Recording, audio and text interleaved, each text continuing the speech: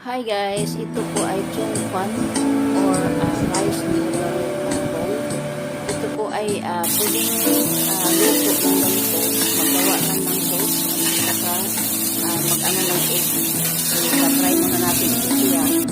Tapos, pag color brown na siya, saka natin ilagay yung itlog na yung ating ginawang sauce.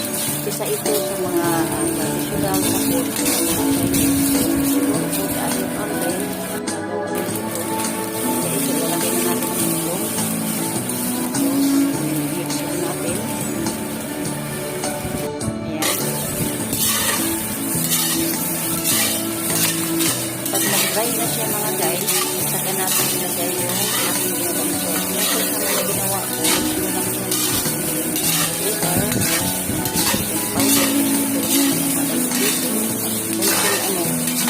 pwedeng soy sauce, pwedeng oyster, kunti lang kasi hindi pwedeng maaral ng pagkain. Kaya, sigurado talaga ang paggamit ng maalat na soy sauce, maalat na sweet. Kaya yan, itatay lang natin yan. Isa ito sa mga paborito